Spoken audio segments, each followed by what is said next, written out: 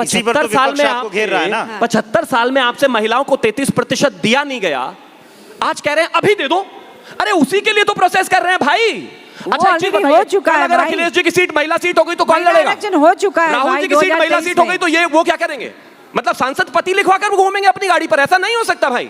आपको एक प्रोसेस में चीजें लागू करनी पड़ेंगी और उसी के हिसाब से आगे देश जाए। मुद्दा बना रहा है क्यों प्रियंका जी? शिवम जी, 2-3 बातें मैं आपको बता देती हूँ। जो आपने आर्टिकल 334 ऐड कर दिया, उसको एक लाइन में डिलीट करके आप आज से ही महिला आरक्षण को लागू भी कर सकते हैं, जो सबने मिलके पास किया था, पूरी बहुमत से पास हुआ था।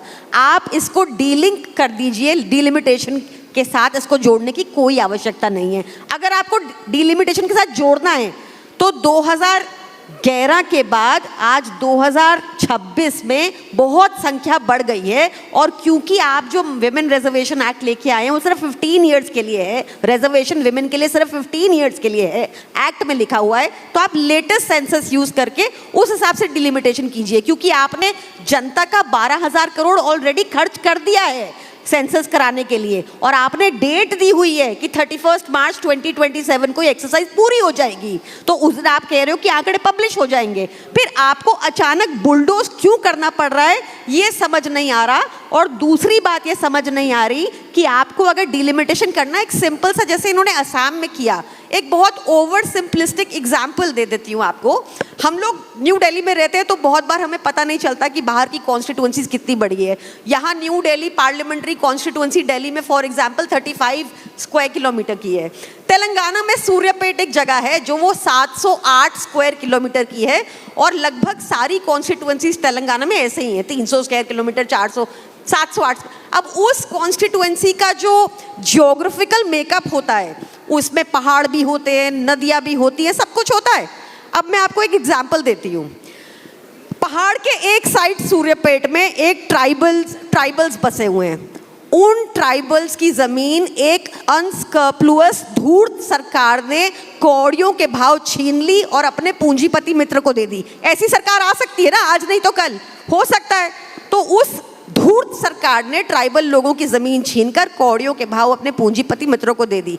अब उस धूर्त सरकार को पता है ये ट्राइबल्स तो मुझे वोट कभी करेंगे नहीं, वो क्या करेंगे, उस पहाड़ की टुकड़ी में उस पूरे जो कॉन्सेंट्रेटेड ट्राइबल्स थे जो विरोध में थे उस धूर्त सरकार के, उनको टुकड़ियों में अलग अलग कॉन्स्टिट्यूएंसी में डाल देंगे।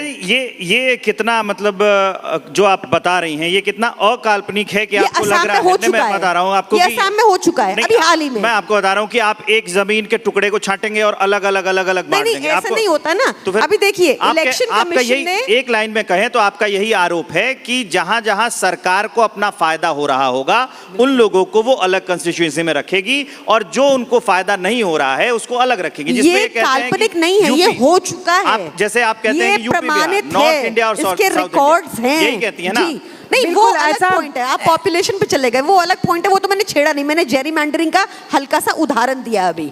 मैं कुछ कहना चाहूंगी कि हमारे झारखंड में भी इस तरह की आशंका है जैसा अभी इन्होंने कहा है, क्योंकि वहाँ भी चूंकि 2011 के बाद कोई सेंसस तो हुआ नहीं है, ट्राइबल पॉपुलेशन बहुत इधर उधर चितर गई है, उधर कई जगह बहुत माइंस हैं तो माइनिंग एरिया भी उधर चला गया है। तो इस तरह से अभी जो परिसीमन आयोग बनाने की बात पिछली बार हुई थी उसमें जिन लोगों को रखा गया था उन पर भी अपोजिशन को शक है कि वो लोग केंद्र सरकार के इशारे पर ही परिसीमन आयोग का काम करेगी और जो कॉन्स्टिट्यूएंसी बांटे जाएंगे उसमें ऐसे इलाकों को चुने जाएंगे जिसमें उनके प्रत्याशी को ही ज़्यादा से ज़्यादा सीट मिले। तो इसी डर से ही कहा जा रहा है कि हम लोग डिलिमिटेशन का अभी विरोध करते हैं जब तक कि जनगणना ना हो जाए। जनगणना आप चाहेंगे तो आपने जातिगत जनगणना की बात कही, जातिगत जनगणना के लिए अलग से समय की ज़रूरत नहीं है। आप जनगणना करते समय एक कॉलम रख दीजिए, उसमें हर जाति का व्यक्ति अपना जातिगत नाम लिख दे, एक ही बार में हो जाएगा। आप देश का पैसा क्यों बर्बाद कर रहे हैं, समय क्यों बर्बाद कर रहे हैं? नहीं हो रहा है। हर बार एक चीज और दे दीजिए, बस हो गया। सरकार की ओर से हमेशा उंगली उठा के आप ही बोल रहे हैं, इसीलिए विपक्ष हमेशा आरोप लगाता है कि पहला छोटे दल को बीजेपी वाले पहला अब मैं दे देता हूं, अब बहुत सारे सवाल हो गए। अरुण जी से रिएक्शन ले लेते हैं, अरुण जी से रिएक्शन ले लेते हैं, फिर अरुण जी बोलेंगे हमारा आपस में अलायंस ठीक है, उनकी तरह दोनों मैप्स ही नहीं डाल रहे ऑनलाइन। देखिए एक चीज, हमें शक है, हमें आशंका है, हमें डर है, शक का इलाज तो हकीम लुकमान के कर पास भी नहीं चुके हैं, है। ये प्रमाण मेरी दादी है, को अगर शक मुझे नहीं होती मैं है। उनको दादा आप कहता, इस कर बात का चुके कोई हो। इलाज नहीं है। प्लीज लड़ना नहीं है भाई, क्या हो गया आपको? मिसलीड कर रहे हो, बेचैनी ये क्यों है? बताया बात पड़ता करना है। एक एक करके। बार-बार मिसलीड कर रहे एक एक करके फिर कोई नहीं सुन पाएगा आप लोगों की आवाज। Thank you. अब अगर ऐश्वर्या जी कहीं हैं तो देख लीजिए कौन कैसे बर्ताव कर रहा है। खैर मैं एक चीज पर आता हूं सबसे पहले। जातीय जनगणना के लिए अलग से कोई जनगणना नहीं हो रही है, उसी जनगणना में है। पहले चरण में वो घरों का जो है मापन हुआ था, उसके बाद एक कॉलम ऐड किया गया है, वहां पर आपका जैसे धर्म और तमाम सैलरीज और बच्चे पूछे जाते हैं, ऐसे ही जाति पूछी जाएगी। तो ये गलत बात है आपकी। दूसरा एक और चीज कहना चाहता हूं, आप प्लीज रुकिए ना भाई। सेंसस चल नहीं रहा। वर्बल डायरिया कोई चीज होती है, इसका मतलब ये थोड़ी ना सब उल्टी यही कर देंगे। रोके ना प्लीज। करके तालियां बटोरने की कोशिश करते हैं। आप सच बताइए, सेंसस चल रहा है कि नहीं? चल रही है, प्रोसेस में है। आप कभी संसद फॉलो करती है कि नहीं? गृह मंत्री जी को सुना कीजिए, आपके लिए अच्छा कर रहे हैं लोगों को। एक किसी को कुछ समझ नहीं आएगा, मैं नहीं चाहता। बहुत झूठी पार्टी से आप है, रोकिए उसका ना मतलब प्लीज ये इनको। थोड़ी कि सच बोल ही नहीं सकते। सुन लीजिए सुन लीजिए सुन लीजिए। Thank you. अब आगे आना चाहता जल्दी हूं। खत्म करिए, हाँ, बहुत बस लंबे 10 सेकंड में जवाब खत्म दे कर। अब एक और चीज मैं कहना चाहता हूं, जहां तक बात खासतौर पर इन्होंने दलितों की, पिछड़ों की, आदिवासियों की कही। आज 543 सीटों के हिसाब से दलितों के पास सीटें हैं 131, और अगर इस देश में अधिकतम 850 सीटें हो जाएंगी तो दलितों और SC/STs के पास सीटें होंगी 205। आप विरोध कर रहे हैं, उनका नुकसान कर रहे हैं आप। सिर्फ महिलाओं का ही नहीं, दलितों का भी नुकसान कर रहे हैं आप। सिर्फ सीधी सी बात है, अगर किसी भी तरह, जैसे कि 2 विषय उठकर आए थे, 10 सेकंड में खत्म कर दे रहा हूं। गृह मंत्री जी से कहा गया कि नॉर्थ और साउथ को डिवाइड किया जा रहा है। गृह मंत्री जी ने कहा कि बिल अभी लेकर आता हूं, उसमें एक लाइन ऐड कराकर दलितों का जो मुद्दा आता है, पेशाब करते दलितों के ऊपर। हमें पता है आप कितने दलित समर्थक दलित, मैं यही मैं कह रहा था कि पूरी जो देखिए LJP-R की राजनीति ही जो दलित हैं उनके ऊपर टिकी हुई है, ये उनके साथ है। देखिए, ये जो बिल आया है इसमें जातीय जनगणना भी साथ में हो रही है। तो ये जो आशंका लगातार जो व्यक्त की जा रही है, विपक्ष का हो सकता है अपना एजेंडा हो, लेकिन जनता समझ रही इसको, क्योंकि जनता के बीच में जाकर के जब अधिकारी एनुमरेट कर रहे हैं तो उनके पास भी ये आंकड़े आ रहे हैं।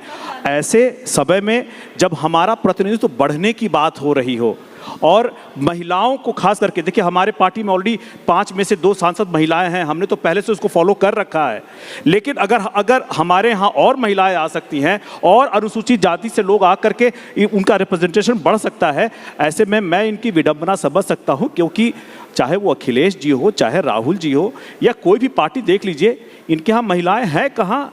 समस्या तो यहाँ पर आती है जब प्रतिनिधित्व देने की बात अब बारी आती है तो इनके यहाँ आप श्रृंखला देख लेंगे, ये समस्या है। मैं आपको एक छोटी सी बात बताना चाह रहा हूँ। उत्तर प्रदेश में ज़्यादा